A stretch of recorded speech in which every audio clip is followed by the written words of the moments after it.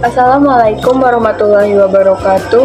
Di sini saya Melz Humairo dari kelas 12-2 akan menyampaikan makalah yang berjudul Radiasi Elektromagnetik dan Radiasi Relativitas dengan guru bidang studi Bu Riwi Kadarti SPD. Kita masuk ke bab 1 pendahuluan. Hal ini yang melatar belakangi ini ya. Radiasi elektromagnetik itu adalah fenomena alam yang sudah lama dikenal, mulai dari cahaya tampak sampai gelombang radio. Radiasi ini sangat penting dalam kehidupan sehari-hari dan berbagai teknologi modern. Awalnya dijelaskan lewat persamaan Maxwell yang menyatukan listrik, magnet, dan cahaya. Konsep ini berkembang setelah teori relativitas khusus Einstein tahun 1905 menegaskan bahwa kecepatan cahaya adalah konstan. Sebelumnya, fisika Newton tidak mampu menjelaskan fenomena pada kecepatan tinggi, seperti yang terbukti lewat eksperimen Michael Morley. Teori relativitas kemudian memadukan radiasi elektromagnetik dengan ruang dan waktu, menjadi dasar bagi fisika modern, astronomi, dan teknologi seperti GPS serta energi surya. Kemudian rumusan masalah. Rumusan masalah yang pertama, bagaimana sih persamaan klasik Maxwell bisa disesuaikan dengan teori relativitas khusus yang menyatakan bahwa kecepatan cahaya selalu konstan? Dan yang kedua, apa pengaruh relativitas terhadap sifat radiasi elektromagnetik seperti perubahan medan listrik dan magnet, serta efek Doppler pada gelombang cahaya? Serta yang ketiga, bagaimana hubungan antara berdampak pada penerapan nyata, misalnya pada radiasi sinkron di akselerator partikel atau pergeseran warna cahaya dalam astronomi. Sebelum itu, makalah ini bertujuan untuk menjelaskan dasar-dasar radiasi elektromagnetik berdasarkan teori Maxwell dan ringkasan. Kedua, menguraikan prinsip-prinsip teori relativitas khusus Einstein dan konsekuensinya terhadap ruang waktu. Ketiga, menganalisis hubungan antara radiasi elektromagnetik dan relativitas, termasuk transformasi Lorentz pada medan elektromagnetik dan efek relativistik terhadap seperti Doppler serta radiasi sinkron. Dan yang keempat, memberikan contoh penerapan konsep dalam bidang sains dan teknologi, serta yang kelima, memberikan kesimpulan dan saran untuk penelitian lebih lanjut guna memperdalam topik ini. Masuk ke bab 2 pembahasan. Yang pertama, dasar-dasar radiasi elektromagnetik. Radiasi elektromagnetik adalah bentuk energi yang merambat melalui ruang dalam bentuk gelombang transversal. Terdiri dari medan listrik dan medan magnet yang saling tegak lurus. Kecepatan rambatnya di vakum adalah sekitar 300.000 km per detik yang mencangkup luas spektrum dari gelombang radio hingga sinar gamma. Lalu yang kedua, teori relativitas khusus. Teori relativitas khusus Einstein didasarkan pada dua postulat utama. Pertama, hukum fisika berlaku sama bagi semua pengamat yang bergerak dan kecepatan tetap.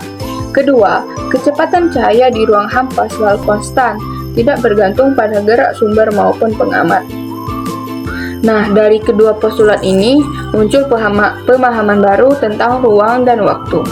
Benda yang bergerak sangat cepat akan mengalami dilatasi waktu, yaitu waktu berjalan lebih lambat dibandingkan benda yang diam. Serta kontraksi panjang, di mana panjang benda tampak menyusut dari sudut pandang pengamat lain. Untuk menggantikan hukum klasik, Einstein memperkenalkan transformasi Lorentz agar hukum fisika tetap konsisten di semua kerangka acuan. Selain itu, teori ini juga menjelaskan bahwa saat kecepatan suatu benda mendekati kecepatan cahaya, massa efektifnya meningkat, dan hubungan antara energi serta massa dirumuskan lewat persamaan terkenal, yaitu rumusnya seperti ini: EM sama dengan mc².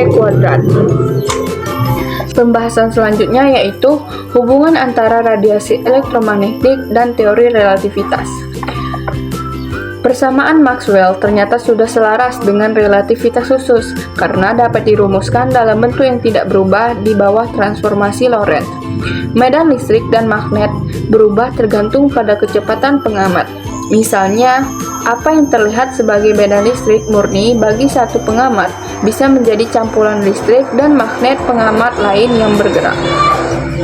Efek Doppler relativistik membuat perubahan frekuensi cahaya lebih besar dibanding versi klasik. Cahaya dari sumber yang mendekat terlihat lebih biru. Itu karena frekuensinya naik, sedangkan dari sumber yang menjauh terlihat lebih merah karena frekuensinya turun. Selain itu, partikel yang bergerak sangat cepat dapat memancarkan radiasi sinkroton, yaitu gelombang EM kuat yang muncul saat partikel berkecepatan tinggi bergerak di medan magnet melengkung. Lalu selanjutnya, aplikasi dan implikasi. Aplikasi mencakup astronomi, di mana pergerakan spektrum cahaya dari galaksi jauh menunjukkan bahwa alam semesta terus mengembang. Dalam fisika, partikel seperti Large Hadron Collider, radiasi EM membantu mendeteksi partikel baru. Dalam teknologi sehari-hari, efek relativistik digunakan untuk mengoreksi waktu pada sistem GPS agar tetap akurat. Teori ini juga menjadi dasar bagi relativitas umum, yang menjelaskan bagaimana gravitasi dapat membelokkan cahaya, seperti cahaya bintang yang melengkung saat melewati dekat matahari saat gerhana. Lalu masuk ke bab 3, penutup. Di penutup ini ada kesimpulan.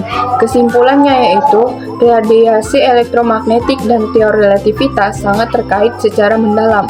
Dengan kecepatan cahaya sebagai penghubung utama, persamaan Maxwell menyediakan dasar klasik, sementara relativitas Einstein memastikan konsistensi pada kecepatan tinggi menghasilkan efek seperti transformasi medan dan radiasi sinkroton. Pemahaman ini menerapkan kemajuan ilmu pengetahuan modern dan teknologi, menegaskan bahwa cahaya bukan hanya fenomena optik, tetapi landasan ruang dan waktu. Lalu masuk ke saran. Saran yang pertama yaitu dalam pendidikan, topik ini sebaiknya diajarkan dengan simulasi komputer untuk memvisualisasikan efek relativitas pada radiasi elektromagnetik dengan mudah. Saran kedua, peneliti dapat meneliti lebih lanjut bagaimana menghubungkan teori ini dengan fisika untuk memahami interaksi cahaya dan partikel. Teori yang ketiga, mengembangkan alat seperti sensor radiasi untuk pesawat luar angkasa dengan memperhitungkan efek relativitas agar lebih akurat. Dan saran keempat, lakukan studi lebih lanjut tentang bagaimana cahaya berperilaku di dekat lubang hitam menggunakan data dari teleskop modern. Sekian pembacaan makalah fisika dengan materi radiasi gelombang elektromagnetik dan radiasi relativitas. Saya ucapkan terima kasih.